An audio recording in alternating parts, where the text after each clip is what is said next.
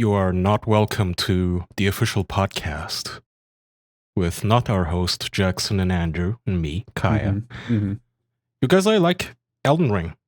You guys want to talk about that again a little? I think we should talk about it every single episode. Should be the Elden Ring podcast. 4 years late. That's going to be great. Everyone loves the low attention span, young audience of video gaming loves when you talk about old games that no one cares about anymore. It's their everyone favorite. cares about it. Everyone's already heard everything positive there is to say about Elden Ring to it. They love when you reiterate opinions they've already heard from all their top of the minute streamers and let's players and whatnot that they've already seen. You guys are quite fun. Yeah. No, I want to hear it. I do actually want to hear it, though. I'm trying to bond with you guys because whenever one of you guys, like, when you bring up your fucking Pokemons or whatever, I zone the fuck out. And for once, I actually like a mainstream game, and you guys just shit down my throat for it. There is a big difference for Pokemon, though. That is a cherished national pastime, while your Elden Ring is forgettable slop. Come on. Forget about what Kai is saying. Andrew, did you see there was a new Pokemon game just announced this last week? They just had a Pokemon Direct. We should ignore Kaya and talk about it. Yeah, just forget Kaya's optimism and happiness. Woohoo! Kaya, listen, I'm on Steam charts right now. I'm just saying, it's not looking good for you. Elden Ring right now, as of this episode, has 30,000 players, and I just need you to know, in comparison, to make you feel like an actual moron, hit big Marvel game, Marvel Rivals, currently has 200,000 players. So you are behind the times, old, decrepit, ancient, bones rotting to dust, old man. You're playing a forgettable game. Really, you're talking about something no one cares about anymore at all, and I would love to hear it. Go ahead, Kaya. It's basically the worst game ever made now. Pretty much dog shit, yeah. It's okay. I don't like it anymore. I'm sad now. That's why we're talking about Marvel Rivals now. Who's your main? I like Rocket Raccoon myself. Yeah, I need to go with the flow. I need to just fit in with everyone else, so... Well, that's the typical streamer. 4 years later. Why did you not do this 4 years ago when you could have bonded typical with people? Streamer podcaster brain, man. We're not allowed to have personalities. We're just supposed to follow what's new and trending. That's it. I think I did try it 4 years ago when it came out. I just got filtered hard. And then I was like butthurt and just didn't play it anymore. And I don't know what's different now, but I'm better at it, which is kind of surprising for someone like me. No, wait. You said you were shit at it at the start. That's just how video games work. You played it a lot, and now you're better at it, obviously, since you've got experience. No, I get what he's talking about. When Dark Souls came out, the original one, I distinctly remember I thought it was a boring piece of shit for the longest time. And then my friends just kept saying, no, play it. Just keep playing it. And it like clicked. It had to click. And eventually I got into it and loved it. So I completely get what you're saying, Kaya, where it just kind of has to, hit the right way. It doesn't always. But that's always the thing where people are like, no, just play it for 20 hours and then you'll have fun. It's just, I shouldn't need to. I shouldn't need to play I agree. But also, no, the game is fun right out the gates. Like, the combat just feels great. Yeah, Elden Ring was definitely just fun immediately for me. Like, I was like, damn. I think you have to be in the mood for stuff. Like, you can see the greatest JRPG of all time, but still be like, I don't feel like playing a JRPG right now. And it's just not going to be good for you no matter what. You know what I mean? Yeah. The thing about JRPGs is I feel like at least most of the big ones, like Persona 5 and stuff, I love them, right? Really enjoy that game. But it's 100 hours of like functionally the same thing. And at some point I just get so burned out that I just stop because I've put everything into it and I feel like I'm not getting new experiences. Even though that experience is still good, like it's a good game. It's just I've played 80 hours of it at this point. It's not fair that you mentioned Persona 5 because that game, I played the entire thing, including the remake campaign. There's like a whole extra 20 hours of remake content.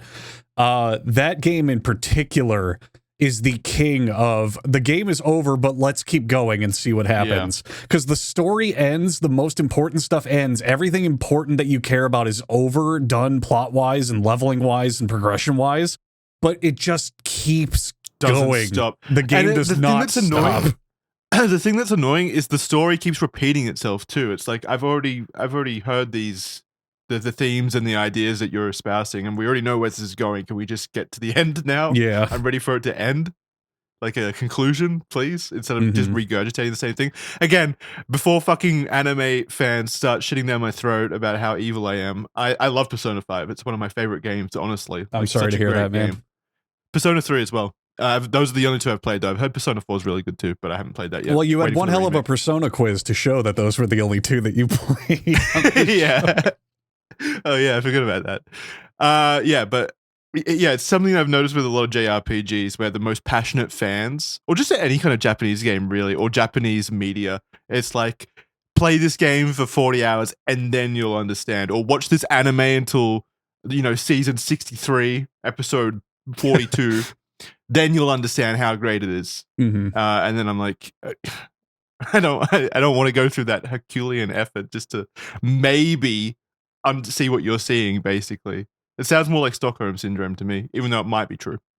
Yeah, and sunk cost fallacy. Like, I've already seen 900 episodes of this fucking slop. Now, I gotta have to watch the rest to find out how it ends. Meanwhile, there is good things. Again, like, there is fantastic things. Elden Ring, like you said, immediately fun. Attack on Titan as an anime that is immediately satisfying and great. Yeah, Jackson, you're calling out a trend. You're calling out a trend that I see in gamer culture a lot now, where it's a lot of people who play games don't seem to do it because they're having true fun. It's more kind of a baseline of fun. So they're the infinite content games like Genshin Impact or World of Warcraft. So games of that nature where they're really popular, really big, but they're just never ending. And I've just talked to so many people where they're like, yep, I play it every day. And I just kind of do that. And it doesn't sound like they're not having fun, but it kind of sounds like it's just they don't know what else to do with their time. And that's why they're playing it.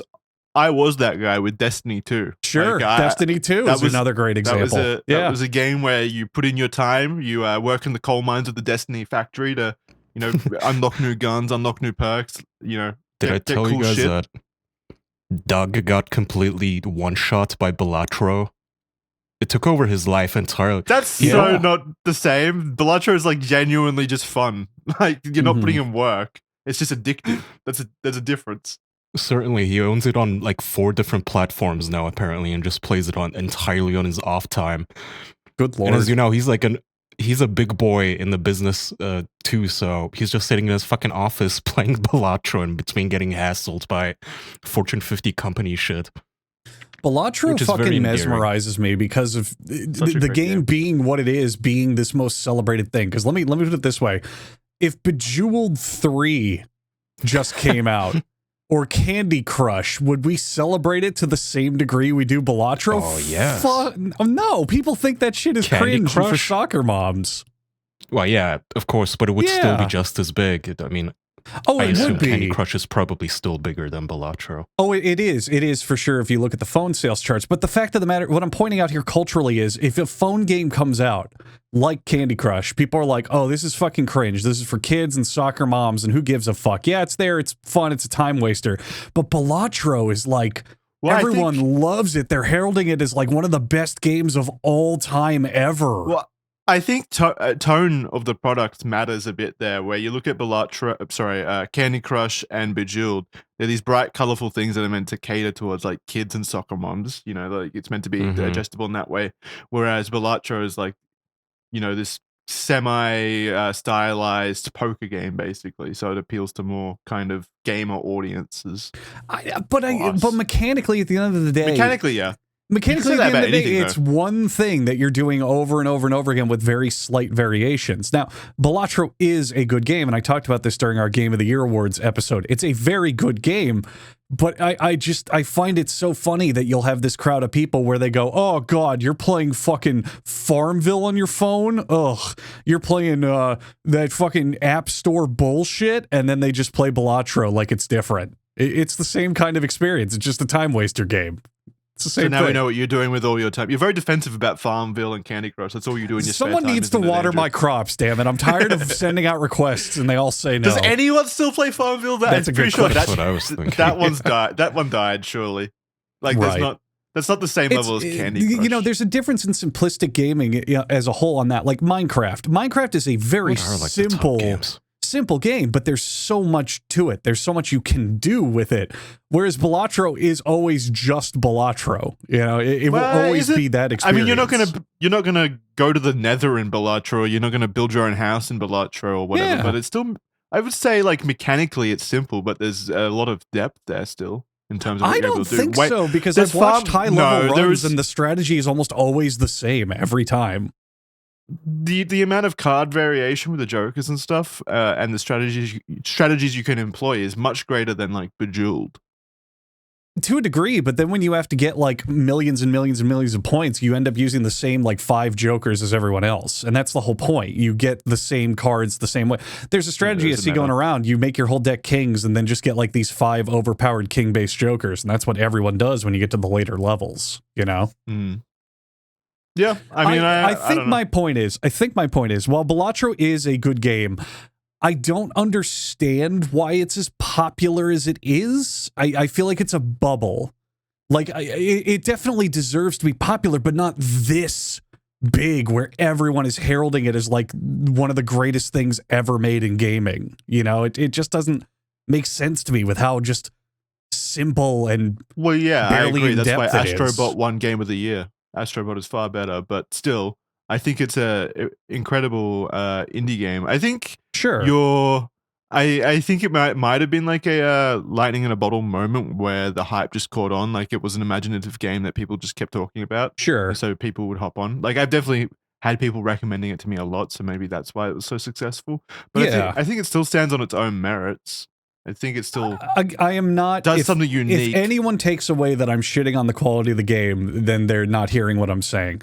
Let me put it a different way. I find it hysterical that at the Game Awards, for every Game of the Year nominee, they do a rendition, an orchestral rendition of the music from the games. And for Balatro, they had one song to pick from, and that was it. It's funny that this incredibly simple one-note machine with, there's gameplay depth, but you know, to a degree, became this phenomenon. You know what I mean? It's not like Pokemon where there's 150 goddamn monsters and you can mix and match your team and go on this journey. It's not like Red Dead Redemption 2 with this living, breathing cowboy world of all this shit going on. It's not like this. It's not like that. It's a poker game. That's kind of the point, isn't it? That this game was much funner than these giant AAA games. Sure. Even in its short form factor. And more profitable. Like that's the entire impressive nature of it, is that it was able to deliver a funner package without wasting all this bloat on like how other games waste their bloat on. I think there's also a cultural movement behind that as well, where a lot of people are like, yeah, fuck it, I'm just playing Balatro. I don't need these big experiences. Who cares? I'm just playing little indie game. Fuck the man. And I get that, and I think that's part of its popularity as well. Sure. My rationality behind gaming these days is just as simple as it can get. If I'm playing it and I'm having fun, I'm going to keep playing it. If I don't have fun, I'm going to stop playing it. I literally do not give it much more thought than that. Like, I'm very excited for Joseph Fares' new game, which is coming out, I think, tomorrow. I'm going to play with my fiance. The kind of spiritual sequel to It Takes Two. Andrew? What? There's a sequel? You didn't know that's coming out tomorrow? I haven't heard about it either. Wait, no, you both have Split Fiction. It's not a sequel. Who? I said pseudo sequel. This is the first time ever hearing of this. It takes on the same gameplay principles and continues it on, but it's not the same story. What is it called? Split Fiction. It's like a co-op game. Didn't you and I talk about this? I'm writing this down. I want to play this. You said you wanted to play it with me on stream, I think. I do know It Takes Two. I know that game was good. That game is excellent. Yeah, so this game is coming out, and I mean, It Takes Two is just one of the best games ever made, in my opinion. It takes the concept of playing together and dials it up to 100. And the thing that it does so successfully, It Takes Two, is that every single like level is its own unique gameplay premise. So you're never like stuck doing the same thing for long. It's always reinventing itself. It's always changing. And that's what I think is like so integral to fun in video games now, is doing new things, solving new puzzles. But you just explicitly said Balatro is like the one thing, and it deserves that too, because it's just one thing, because it's simple. Just wait till Balatro 2. Yeah, Balatro in space. Balatro 3D. Good point. But also, I think there's room for both. No, I'm just giving you shit. There's absolutely room for both. Like, I love Tetris, and that's functionally the same thing. You can either do a variety of things and execute them well, such as the Yakuza formula. Yakuza has all sorts of mini games and side quests and all that shit, and they're just as fun as the main game. They are literally part of the whole experience. Or you can have a Balatro, you can have a Marvel Rivals, where you do one thing, but it does that one thing very well with enough nuance that it doesn't get old, you know? What you can't do is have a giant 80-hour open world game where you do the same thing every 2 minutes constantly over and over again. Unless you're Assassin's Creed, in which case I will 100% you. Is anyone looking forward to that besides you? I've heard nothing but negative things. No. Yeah, it's pretty universally disliked at the moment. Oh, Jackson. Just another entry. Look, my brain is broken. My brain's fucked. I don't know what to tell you. It's like incredibly messed up. I should be in jail. I should be in prison for me liking Assassin's Creed. I can't already throwing a cyclone at you, so there you go. Yeah, I can't really rationalize it really, because it should be everything I hate, but I don't. I don't know why. Kaya, we got 15 minutes off tangent here, by the way. If you want to talk about Elden Ring, you're more than welcome to. No, it's fine. I've just been enjoying it. That's really it. I really thought it wasn't the kind of game for somebody like me, but turns out that was wrong. Which is nice. I like discovering things that I like. And I also think maybe I'm starting to get the like Western AAA versus the Japanese AAA thing now. Because like this game is so clever with how it like presents itself, where the UI disappears unless you're like walking or attacking things. And then you just get to soak the world in. I was looking at some gameplay of Horizon something Zero because Dawn. Jackson had recommended it to me like months ago, saying you need to try this remaster in 4K. It's genuinely the prettiest game I've ever seen. And I looked at it, and yeah, graphically it's like so impressive, because Elden Ring doesn't have like ray tracing and shit, I don't think. It does. It does? Yeah, I'm sorry to tell you. It doesn't look like... It looks like the art style is carrying it, but I was watching this Horizon clip of a person playing it. There's just so much fucking slop on screen, like so much UI. There's like 3 different reticles. She has a doodad on her head that makes a little 3D hologram appear in front of her. And then there's like so much stuff on the screen for very little actual gameplay that's happening. Yeah, I disagree. No, people give Horizon so much shit. You're not even hitting the worst part of the whole game, Kaya, which is the biggest difference between Japanese and American developer. When you're playing Elden Ring, you get into the open world and you open the door and you look and you go, okay, that mountain looks cool. I want to go over there. But then there's that big tree. Oh, there's a guy there. I might talk to him. When you play Horizon Zero Dawn and similar games, such as God of War as well, the main character goes, oh, I should collect sticks to build something. There might be sticks in this area. If I go over there will be some sticks that I can craft something. When I craft this thing, that would be really helpful in taking down this guy. But only if there's the right sticks in this area. I know. I'll talk to... That's the whole goddamn game. They never shut the fuck up. I was about to say, busy like, work, the game. It looks like the most... like very stereotypical of Western AAA, where the character goes, oh, look, a ladder. Did you see the ladder? And then she's sneaking around like NPCs, and of course you get the, huh? Who goes there? Huh? Did you hear something? Huh? Who goes there? Looping again and again, and like she shoots an arrow and just auto aims straight for the headshot, and there's a bunch of numbers flying and everything, but like not a whole lot of gameplay. Yep. I think you watched like cultivated clips or whatever. Like there is gameplay depth in Horizon. Like the combat with the robot mechs, there's a bit of strategy involved in using the right strategies to take them down, weak points, things like that. But yeah, I mean, it's an open world game, so if your problem is with Western open world games, it does still tend to do a lot of that busy work kind of stuff that Elden Ring doesn't. Just a lot of disrespect for the audience. The whole reason I showed you that in the first part, I wasn't saying that it was a good game or a game that you would enjoy. I was saying it's graphically impressive, which it was. Kaya, check out this thing you'll hate. No, it was. We were talking about graphics and stuff, graphical prowess. That's what we were talking about at the time, and it is like probably the best looking game. But Kaya, I'll corroborate with you on that entirely. I tried Ghost of Tsushima. Which is a game that people cannot shut the fuck up about being one of the bestest, most prettiest, incredible, immersive, open world games ever. boy, do I love a game where 90% of it, and I mean this, 90% is you ride your horse, you see someone in trouble, you talk to them, and they go, bandits, and then you just Mad Libs. Kidnapped my sister, or killed my son, or destroyed my crops, or, and then your guy goes, I'll take care of it. And then you ride around a bit, and you find the bandits, or Mongolians, or warlords, or whatever.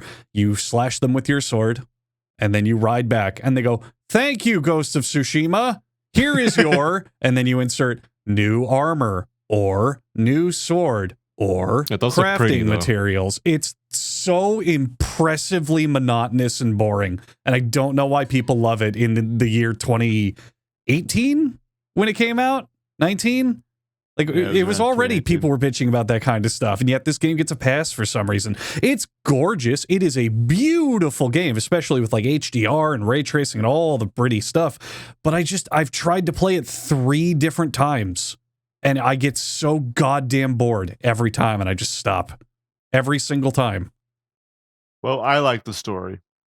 The reason I'm liking Elden Ring is also, there's so much new stuff to discover in every fucking nook and cranny in this game. Like the open fields and then the small areas, and just, I don't know how many hours I'm in now on this playthrough, but there's just something new I discover every time I sit down to play it, which is just a nice feeling.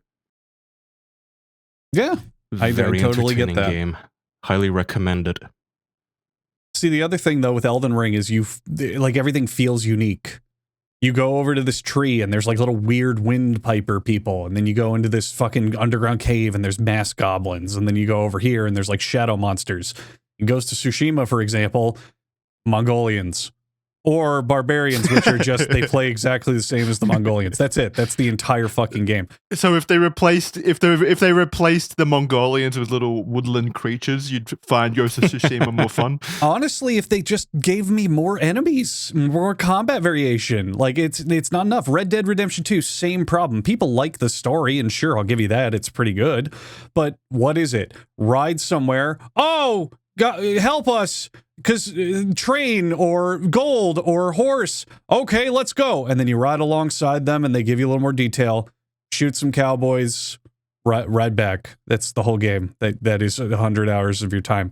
I just, this shit is just so boring to me. It's Western game developer stuff for sure. They do it all the time. It's insane. I'm not going to start fighting about this. Red Dead Redemption 2 is one of the greatest games ever made. That's where I stand. It's impressive.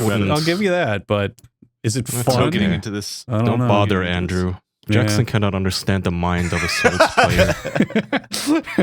I'm a FromSoft simp now. I already said I was mentally ill. I like Assassin's Creed Shadows or That's Assassin's true. Creed games. There's no point in me getting into this. Genuinely no. Actually, Jackson, I'll give you a good example of what you're talking about specifically. A game I talked about praising on the podcast. Make my argument for me. Shadow of War is the same exact kind of game where it's just a big open world and you show up and there's problems and big badass fucking ghost guy is like, okay, I'll take care of it. But the difference is they give you 1,001 tools to go kill the orcs. You can ride a fucking dragon and burn the shit out of them. You can ghost teleport and stealth around. You can fucking shoot arrows and blow up stuff. You can poison their alcohol. I can make a counterpoint things. Here. Okay, you can ride dragons in Shadow of War or whatever. Okay. Or in Red Dead Redemption 2, you can ride a slightly smaller horse than the horse that you were already riding. Or a horse with a carriage on it that goes a third of the speed and makes it take longer.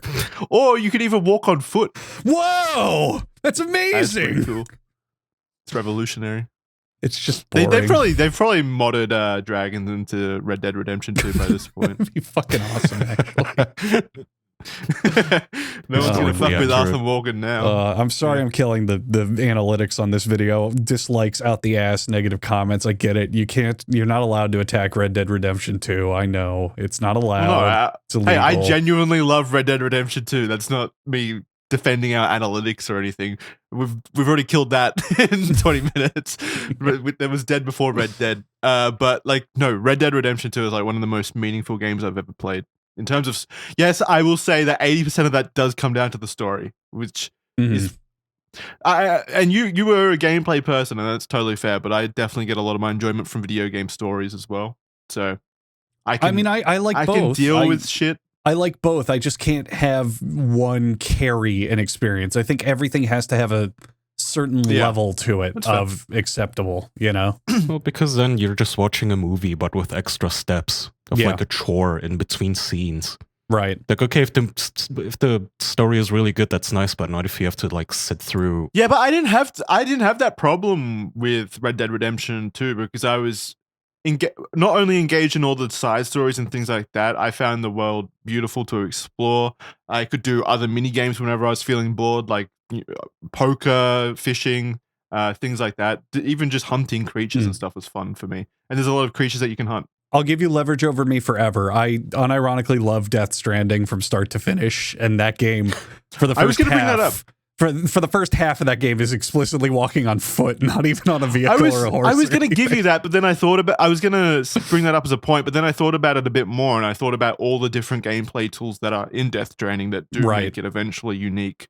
Enough to do different things, and that's what won me over, because the world of Death Stranding is nothing like any other game I've ever seen. The story is immensely interesting, the art direction's incredible, and yeah, it does start out as a walking simulator. More accurately, it's a balance simulator, like a weight distribution. It's a resource management game in a way, where you're holding on to cargo and you don't want to lose it, but it weighs you down, all that shit.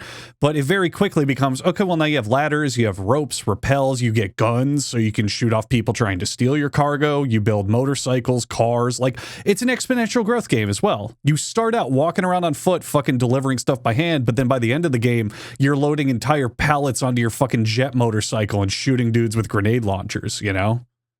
Yeah. Whereas Red Dead, the beginning of the game is you ride your horse, talk to some dude, shoot a guy. Stop bringing up Red Dead. And then the end of the game is you ride a horse, talk to some guy, and shoot a dude. It never changes. It's the whole game, start to finish, you know?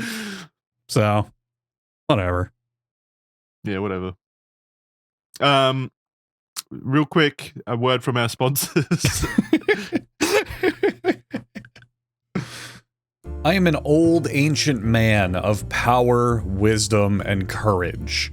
That's a fun little video game reference, but the point of this is to tell you about something to help you with your video games. Why did I mention that fact? Because I remember way back in the day when Call of Duty 4 Modern Warfare, or Modern Warfare 2, the original one, not the new one, were the biggest, hottest thing in the world ever, and Turtle Beach headsets were there with me during those incredibly nostalgic times to help me level up my game, talk into their great sounding mic, and hear footsteps across the map.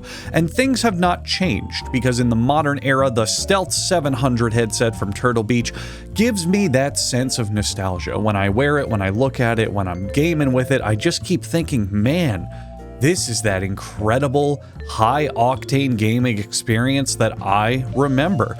If you are playing shooters, you can hear people across the map to know where they're at. If you're playing real-time strategy games, or no one knows what those are anymore, MOBAs, there you go, you will hear spellcasts. Easy as pie. Play anything wearing this. Play Fortnite and hear the funny little dances so you can go, oh, maybe I should buy that for my character. You will hear everything. You will be understood clearly. The headset will do the job of high-end audio for you, but with a gaming edge to it. The Stealth 700 can be yours, as well as all the other incredible Turtle Beach products, if you go to turtlebeach.com and use code OFFICIAL for 10% off your entire order. That's 10% off your order at turtlebeach.com with promo code OFFICIAL. After your purchase, they'll ask you where you heard about the item, and please support our show and tell them that the official podcast sent you. Get the ultimate immersive gaming experience with Turtle Beach today. Go to turtlebeach.com and use code OFFICIAL for 10% off your order. Are you gonna die on us? Yeah, I mean, it's definitely a possibility at the moment. For those of you out there that don't know or don't pay attention to Australian news, I have a cyclone off the coast of where I live, which is like a once-in-a-generation kind of thing here. Like, it hasn't happened in like 60 years or something. Usually they're like at the top of Australia. The cyclones hit like in the tropics, which is like North Australia, like the very top. For it to come this far south is very, very rare. And then you told us that you might lose electricity for multiple weeks. Like, what kind of ghetto-ass country? I said days, which is enough for there to be a disturbance to our recording schedule. I did not say weeks. At least a week. I said a few days. I absolutely did not say a week. Oh, man, don't make me pull it up. But point is, you guys are surrounded by water. Did nobody think like, hey, what if the wind blows inward? Okay, well, it's a bit different. A cyclone is a bit different than just the wind blowing slightly stronger. I don't know. You guys are kind of weird. You just exaggerate everything. No, I can't. No, a cyclone is just a southern hemisphere hurricane. It's a hurricane. Yeah, it's a hurricane. It's a different name for a hurricane. Same thing. It's like a typhoon. So same thing, different name. It's a bit more than just wind blowing. These are like catastrophic winds in an area that isn't designed to handle that because it never has happened, really. Jackson, I just have to say, as a Floridian who gets like 3 hurricanes a year, I am laughing at you so hard. I find this hysterical. I think I'm going to be fine. Like you're going to be fine. It's just funny. It's happening to you and not me. It's really good. Yeah, I get to live through it. It's kind of exciting in like a historical sense of it.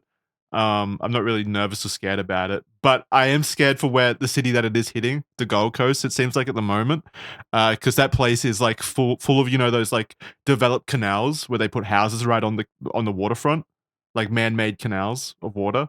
So it's just multi-million-dollar homes across these giant canals next to the beach, and the cyclone's going to hit them probably the hardest, and I think the storm surge is going to just rush through those canals and probably like inundate those houses. Oh, the millionaires. No, fuck. Yeah. But damn. That's gonna suck for them. How are you prepping? Are you like learning how to make fire with sticks?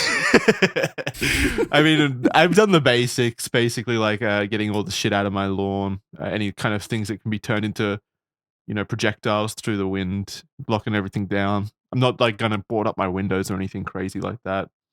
I think I'm fairly safe. The only other thing that I'm doing is obviously like prepping food and water and stuff. It was meant to hit today, but it's doing this weird thing where it keeps coming towards us and then it backs off a little bit. It like moves backwards a bit and then it comes back again. It's like teasing us almost. Like, you know how bullies like throw their fists up to make you flinch?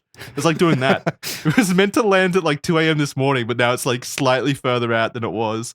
But now it's coming back again, even faster. But it's also picking up strength while it sits over that warm water. So it's just sitting out there like building up strength, waiting for its time to come in. It's kind of intimidating. And the other thing that I'm doing, I don't know if you do this at all, Andrew, but we're filling up our bath with water. Yeah, I used to do that as a kid.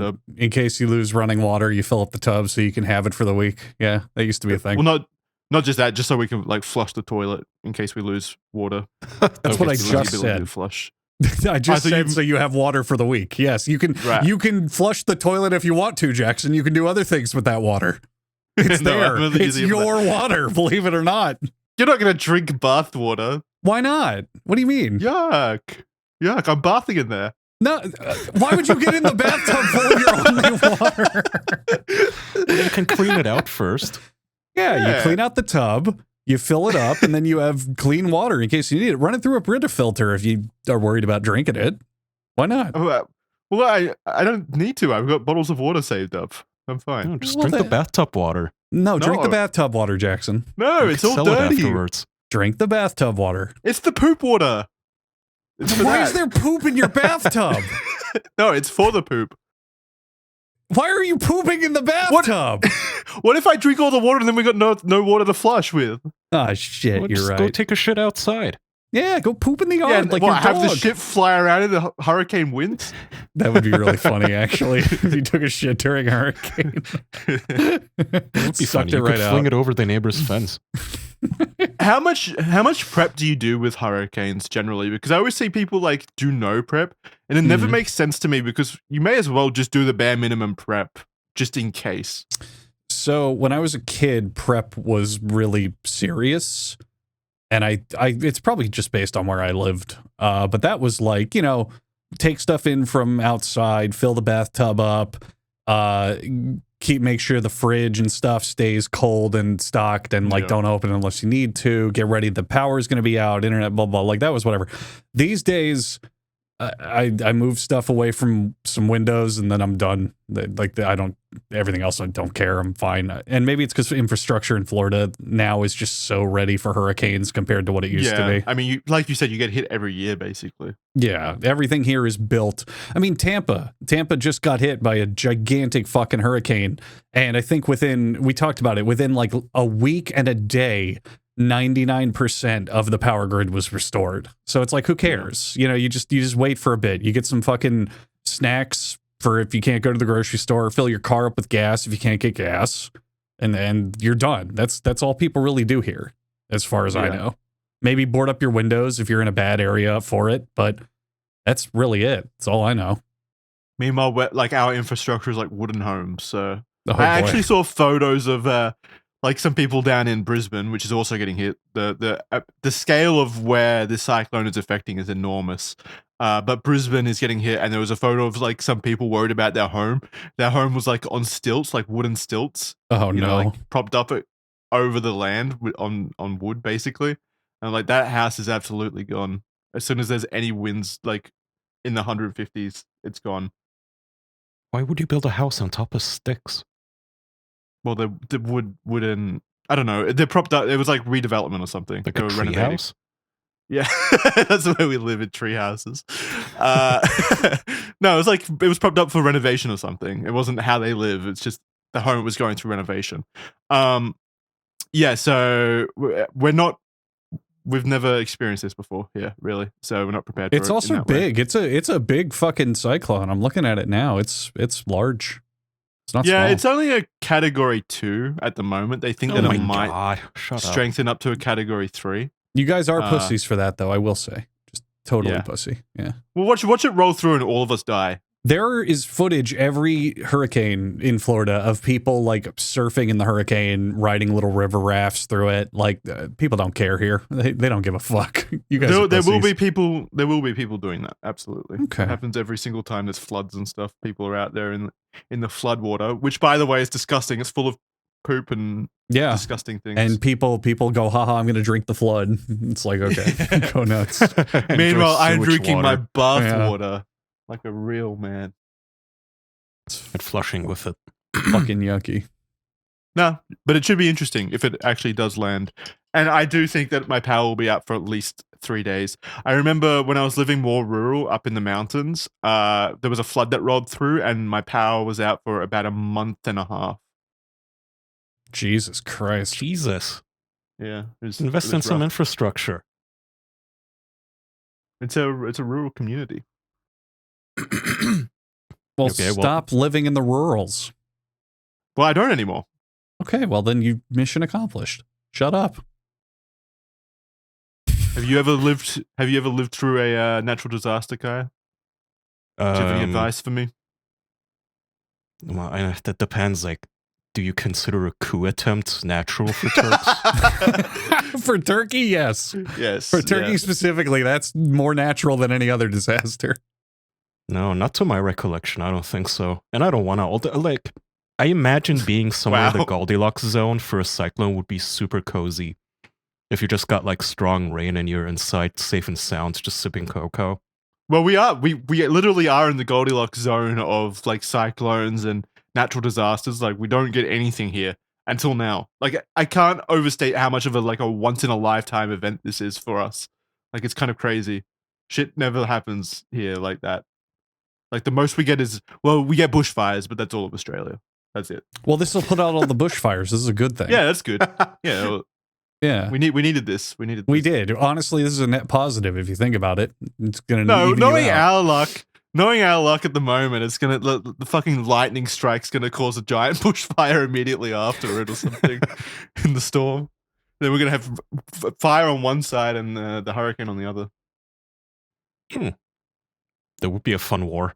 I have a related question on that, kind of similar to all of us. Do you guys remember where you were, what you were doing when COVID really first started and things were closing down left and right? I do. I was on a tour with my then girlfriend in Amsterdam. Oh, wow. It was awesome because everything was empty and we were going to the zoo and it was like they closed it down just for us privately. Holy shit. There was maybe like 5 people in every museum combined.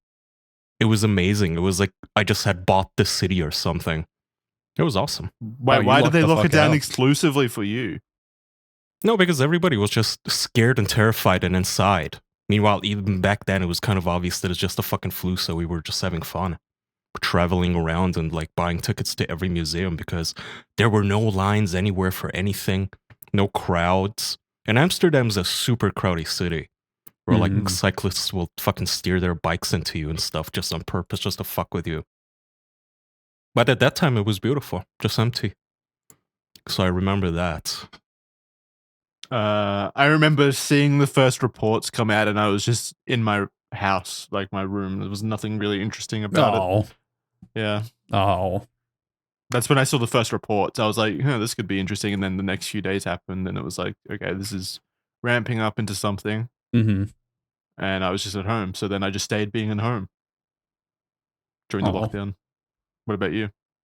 I was up in Tallahassee in Florida, and I was hanging out with a group of friends, and we were doing a bunch of nature hikes and trails and outdoorsy shit and camping and whatnot. And I remember it was announced while we were kind of out doing that stuff, and then we went to a local town to eat at a restaurant, and they just were like haphazardly taping across tables to enforce social distancing.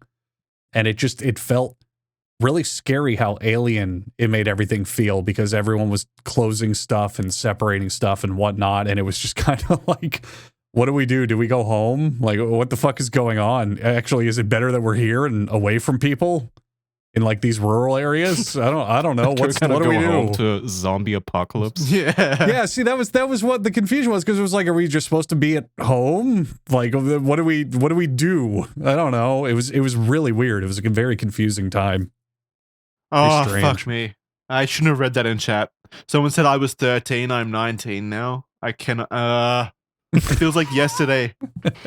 People have COVID actually just feels like yesterday. That was 5 years ago. I hate kids. That's crazy. Oh, well. I remember where I was in 9/11. Were you alive? Yeah, I was. What? Yeah. Were you? I was like 5 years old. Yes. Okay, everyone talk about where they were on 9/11. Let's go. I remember. My story's great. Go ahead, Jackson. Yeah, I was at daycare and the teacher just started crying for some reason. For some reason, he says. Yeah. What Wait, you're baby. Australian. Why was she crying? Well, I don't know, because it was over-centralized. Well, not over-centralized, but it was like dramatic and stuff and scary. I'm sure for people then, like America's under attack or something. Probably would have felt like World War III was just. I can forgive an old lady getting a little teary-eyed watching like a whole building collapse on top of people. That's sad. Yeah, what a baby, huh? What a loser. Yeah. I'm surprised that Australia people would have that strong of a reaction. Like, I thought it would be more like kind of a, that's shocking. Well, I don't know. Maybe she just got broken up with it. She's crying about that. I don't fucking know. The 9/11 was on the TV though, so I assume that was what she was crying in over. Kindergarten. Oh, no, the news. I don't remember. It might have been like No, maybe it wasn't on TV. Maybe that's when I got home. That's when my parents were watching it as well. So you're just watching a woman cry to herself, not even related to anything. Yeah, not 9/11. They were showing the woman crying. The Australian news was like, "Look at this dumb crybaby! What a loser!" No, I saw my teacher cry, and I assumed it was because of 9/11. Maybe it was something completely different. Oh, did you tug on her little dress and go, "Oh no, are you crying because of 9/11?" Oh no! Turns out her children work there. Yeah, that would make sense. Oh, that's so funny. Wow. I know America's the greatest country on earth, but I didn't know our reach was that powerful. That's great. That's good to know. Well, you better cry if the cyclone destroys my city and I die. I already told you earlier this episode I'm laughing. It's your turn. I've been through huge tsunami that killed like 200,000 people. There was one in Japan that destroyed their power plant. I know that was a big one. You're talking about the one in like Thailand. Yeah, something like that. Oh, right. There's also the Boxing Haitian, Day tsunami. Boxing Day tsunami in 2004. The Haitian earthquake was another big one of those disasters that destroyed a whole country. You remember that? Yeah. That is such a monumental level of destruction and death 200,000 people. And I think it was more. How would you even defend against this? This is kind of like, there's a George Carlin bit about how like climate change activists always sound a little silly saying that we're destroying the planet, and then the planet just casually wipes out a whole town of people. And he joked that the planet would eventually just shake us off like a bad case of the fleas. Yeah. Well, something similar happened with the Icelandish Earth volcano. Five foot, whatever that fucking thing was. You remember? That thing spewed so much goddamn shit into the atmosphere when it erupted. It was like equal to 100 years of human pollutants going into the atmosphere at one fucking moment. They had to like ground all the planes. Yeah. Well, volcanic ash is terrible for plane engines. It, but think about it. In one explosion, just one, it does what we've done for the last 100 fucking years. Like that's unreal. But it's right. It's right. It's a volcano. It can do what it wants, Andrew. Her body, her choice. Who's going to stop a volcano? Of course it can do what it wants. Well, why are we inventing like Mr. Volcano? You stop that right now. Should put a giant cork because in them. They are basically corked. Oh yeah, it's all the pressure buildup. It's isn't pressure. It? Because they are corked. You just make it worse. Sick fuck. We should plug all the volcanoes and stop them from ever erupting. The planet will literally explode. Like it just really explodes from the pressure. No, what if we like, you know, when you get like a pimple, you got to drain it immediately before it gets like infected or worse. What if we like drain the volcano somehow? Like, yeah, siphon the Earth's core. How could that make anything bad happen? No, we just put a little hole in the top and let it like leak out kind of slowly. Okay, that's called a volcano. No. The volcano is, as we've just established, when it explodes because of the pressure. Well, no, volcanoes can drip magma and shit. They don't have to explode and erupt. Like, you can have geothermal activity. Could we remove a volcano, like the volcano mound? Could we just like slice from the bottom and lift it up and see what's going on below it? We know what's going on below it. Yeah, okay, let's do that and get all the magma all over the people doing that. We don't know for sure what's going on below it, Kai. There could be like tribal people doing like the opposite of rain dances down there that cause the volcano eruption. Why don't we have a thermal submarine that can go into the lava and see what's really going on? That would actually be cool. Hire that fucking tiny company to OceanGate. Hire them to do it. Their fucking submarine will be made out of plastic, knowing that. Is there anything?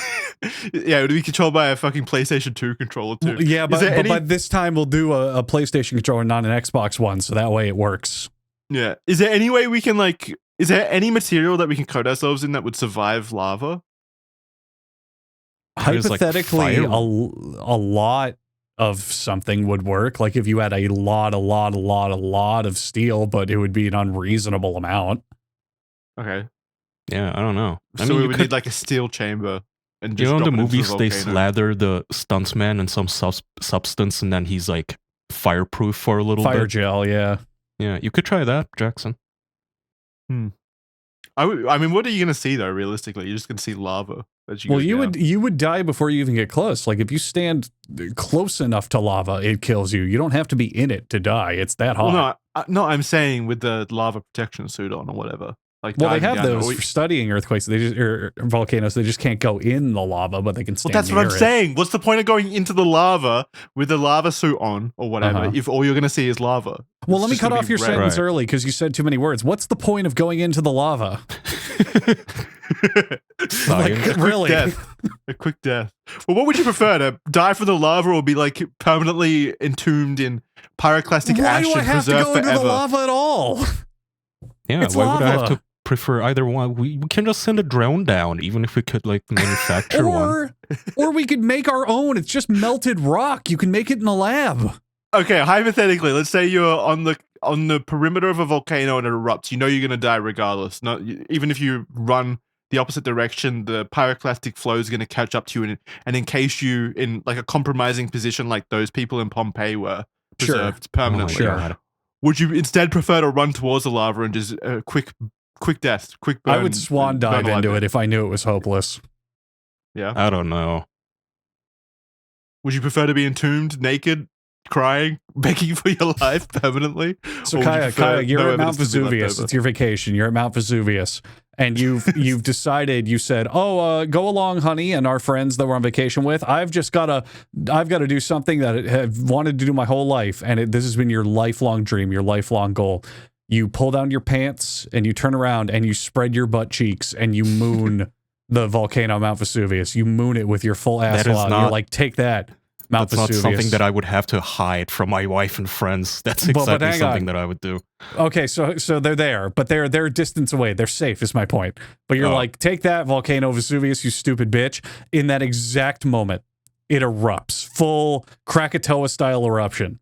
You know you have one of two options. Either A, you hold that position and get flash frozen like the people of Pompeii with your butthole hanging out like that, bent over, or you have just enough reaction time to backflip, put your pants on, and land right in the lava and die instantly. Which would you do? Well, how would I know that I can't outrun it? I would at least have to try. You've trained for this moment. You know you've been training. You know it's the end. Yeah, you know. Yeah. Well, if I've been training, then I wouldn't be dumb enough to get that close in the first place. I think I would still run. No, there's a volcano expert there. He's an expert. And he's like, no, there's no hope. He's screaming, Kaya, you're dead. You're dead, Kaya. You're dead. There's no point. Well, technically, I only have to outrun him, so I would shove him down. No, he's in a helicopter. Lava's not going to stop because you fed it somebody. That's not how it works.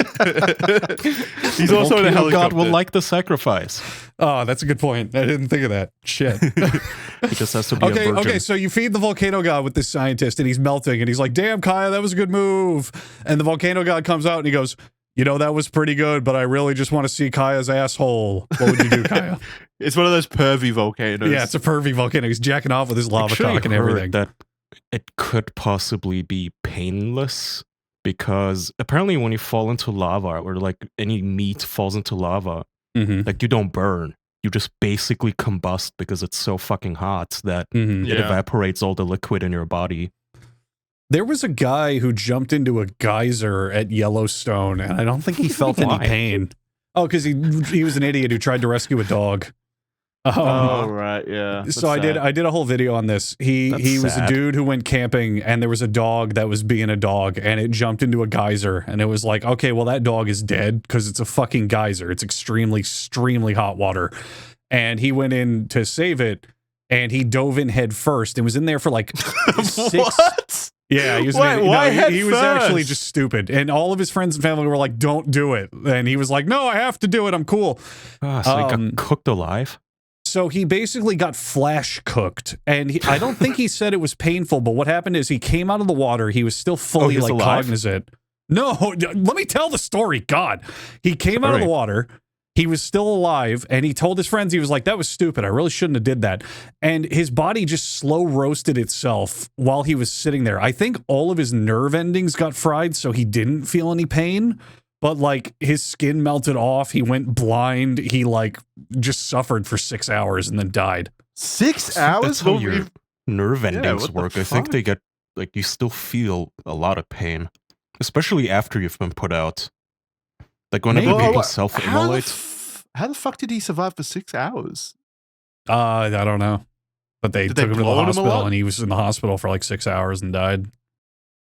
I mean, that happens a lot, though. Like, again, whenever some protester like self-immolates, and the ambulance comes to pick him up, and sometimes they're still alive, and every fucking medical expert is like, yeah, that guy's fucked. Like, he's gonna live 5 hours of the most agonizing death.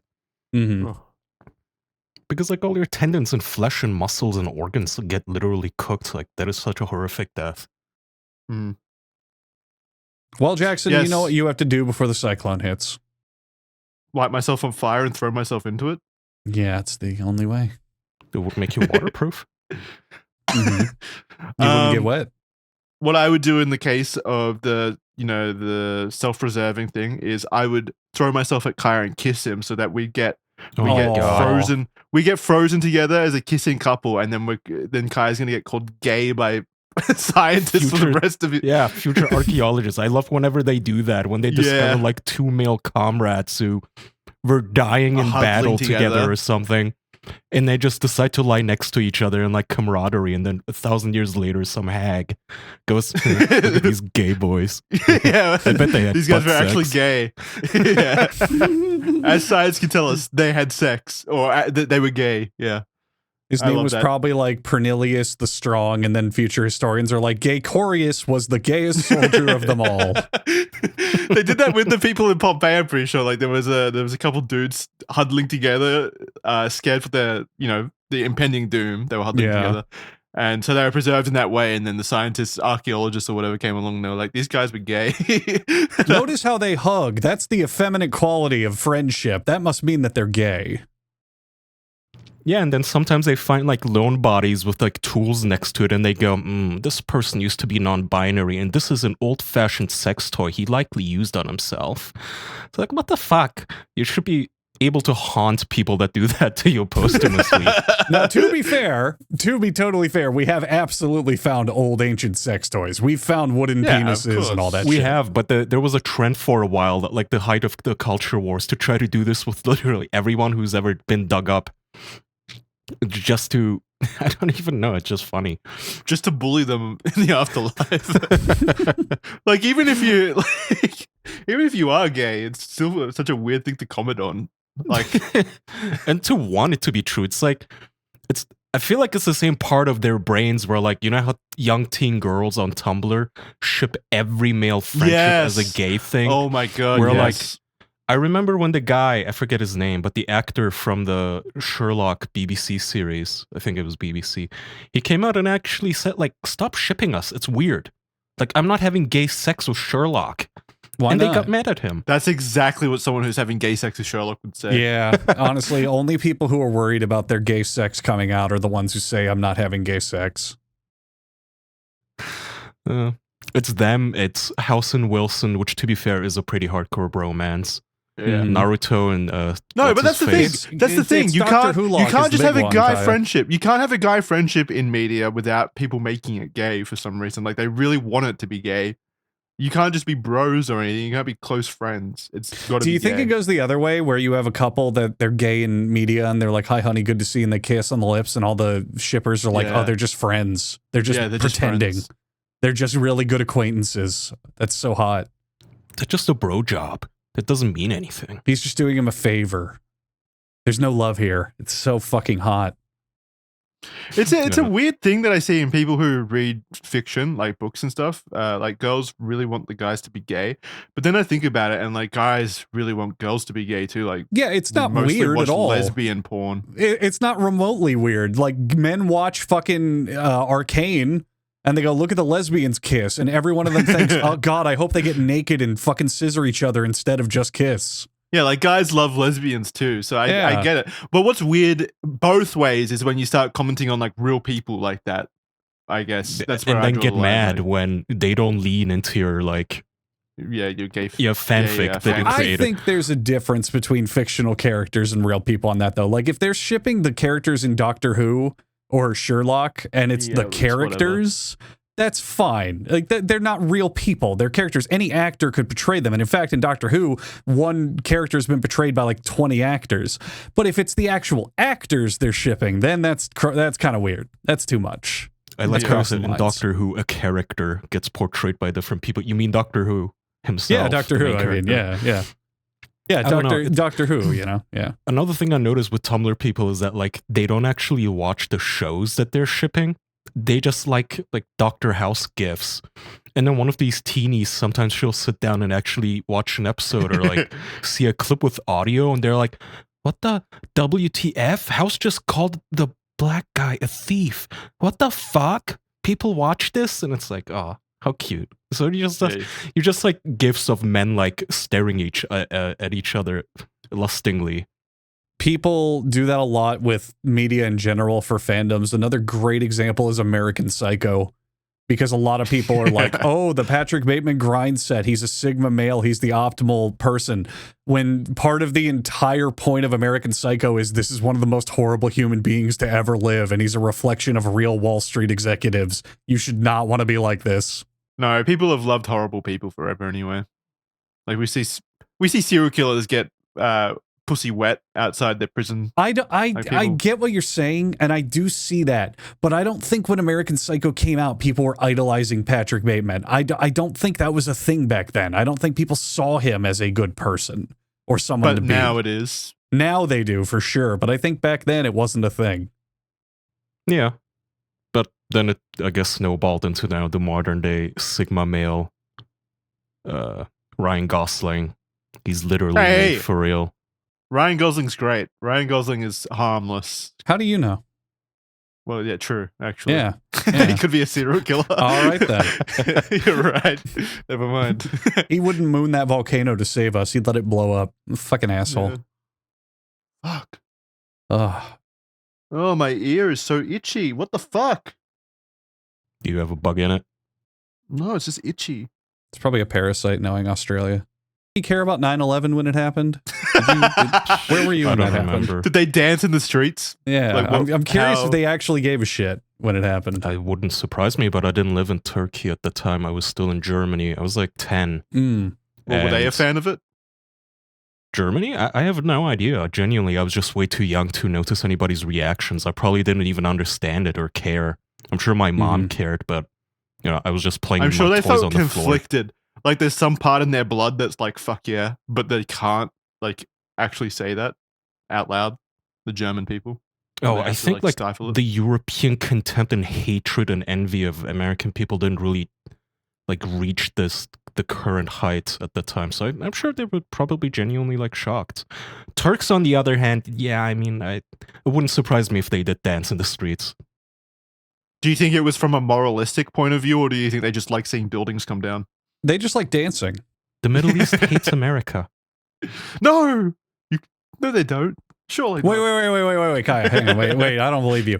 Are you telling me that during a time when a group of Middle Easterners created a terrorist attack against New York was a time when Middle Easterners didn't like America? I think you're just making shit up. No, it's my personal conspiracy theory. Flat Earther. Well, at least we solved all that, and they love us now. Yeah, big fans of America now. Big fans. Can't go anywhere without hearing our name there. Well, you did give them like a giant donation of like $40 billion worth of military aid through the Afghanistan withdrawal. You just left all the stuff there. As soon as we were done, everyone agreed that our system was perfect and they wouldn't ever change it. Totally lasts forever. And they were like, thank you, Homelander. Yeah, thank you, Homelander, for building terrorists that blow up. What's funny is that they've got like KFCs over there in like those war-torn parts of the Middle East. They have KFCs everywhere. Yeah, I know, but it's just surprising to me that they have KFCs in like Afghanistan. American companies don't give a fuck about politics. They just want money. They'll go anywhere. Actually, it might not have been in Afghanistan. I know that there is a either KFC subsidiary or offshoot or whatever that's extremely popular, and it's banned in maybe Saudi Arabia, and there's entire underground like smuggling chains to get it into the country from the other Middle Eastern countries. Really stale. I guess so. I don't know. Maybe reheated or some shit. That's an expensive DoorDash trip. $400 per KFC bucket. No, I do like that American imperialism just spreads itself via McDonald's and KFC. Everyone's like, yeah. How evil can they really be? I mean, I like Starbucks. I had a middle school teacher. He taught geography, and he was like, I'm just teaching for fun. I actually could just retire from my old business. And we were like, just talking. And we're like, what's your old business? And he was like, I set up KFCs in underdeveloped countries. So he had this whole business plan in South America and Africa where he would just set up KFCs. And literally he explained directly to our faces. He was like, well, those regions love chicken. They love fried chicken. So you set up a KFC, you change the menu a bit to be cultural, and they eat it up like crazy, and you make tons of money. And he just had a bunch of chains of fucking KFC in other countries and made a ton of money doing it. Who doesn't love fried chicken, though? Well, no, he was literally like trying to be stereotypical about it while not trying to be stereotypical about it. He's like, they eat fried chicken all the time there. They love fried chicken. Stereotypes are for a reason. But it's like a business model. It's like, okay, I'm going to take something that has been perfected in America to where the food is tuned to really hit your dopamine receptors. And we're going to take this to tribes who've never seen food like this and just one-shot their fucking prefrontal cortex with our addict food. Yes, here, Starbucks. They should put one on that uncontacted tribe island. Just dump a fucking have SEAL Team 6 sneak in and then randomly build a McDonald's in the middle of the night while they're all asleep. And then they wake up to this fucking creation that they are gonna think their gods put there.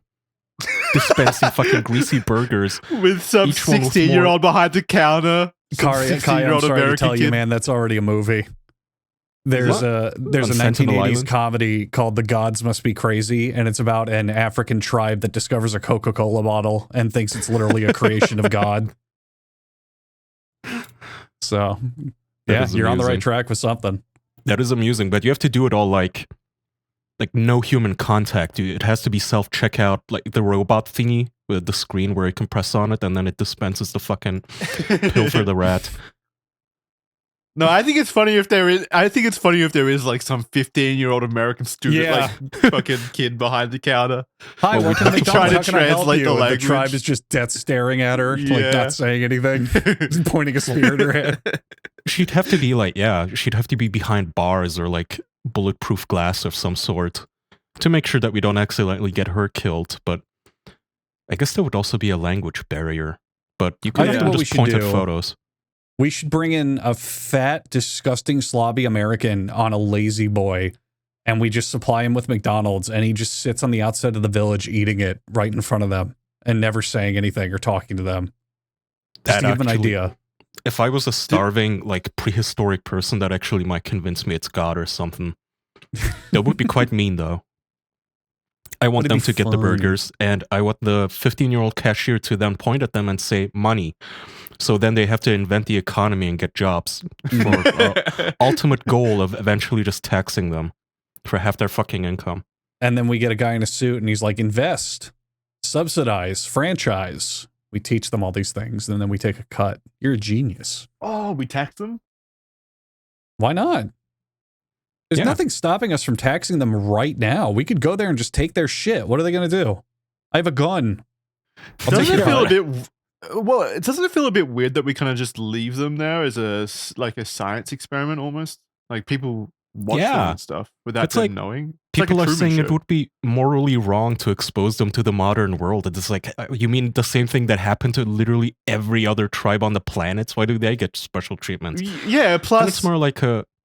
If they made the choice, like the educated choice to stay that way, then sure. I probably respect it. Like, we don't really gain anything by taking Sentinelese Island, so may as well leave it to them. But give them the choice of joining, human civilization. Yeah, and get modern medicine. Like, you guys are still dying of fucking toothaches? What is this? And McDonald's? Mostly McDonald's. We need to put an airport on there first. Then they're going to have to go through security, TSA and stuff to get through. We need customs, we need immigration, passports. There's a lot of work to do. And then we know those, like, the flying drone armada that the Chinese always use to, like, act as a gigantic fist right above their island, basically just cocking their fist and threatening to smush it. Did you want to move on to the Patreon? I mean, that would probably be the right time to do it, wouldn't it? Yeah. All right. We're going to keep talking about dirty things over in the Patreon, and it might get gay. So if you want to see 3 dudes get gay, if you want to ship us over to the Patreon. We're going to have canonical gay sex on the Patreon episode just for you. Everywhere else is fictional, but it happens for real on the Patreon. Or the official.men, official.men and patreon.com/theofficialpodcast if you want to come listen to the rest, the exclusive episode. And please... What's it called? Official After Dark is what we're calling it. Ooh. We can also fire crackle. I mean, it may as well be. Okay. All right. Also, Kaya at official.men sent me your funny stories, and if there is a funny enough pitch from your side, then maybe you could call into the show sometime to tell us all about it. Oh, yeah. So we're opening up, the mailbag? Yeah, basically a mailbag. I mean, you don't have to email me. You can also find me on Twitter at Kayorsan or on Discord in the server itself. Just message me. Obviously, don't break any HIPAA laws because some guy did that last time. So you can't be telling me about your private patients, I'm afraid. At least not identifiable details. Anyway, send us mails and maybe we get to talk. It sounds like you're coming onto them. You're looking for a partner. Kaya's twirling his hair and his finger. Send Bob's and Vagine. Don't do that. Don't. That's even worse than the HIPAA violation. All right. Cox is okay, though. Send Cox. All right. See you next time. Bye. Bye-bye. Bye-bye. YouTube. Fuck you.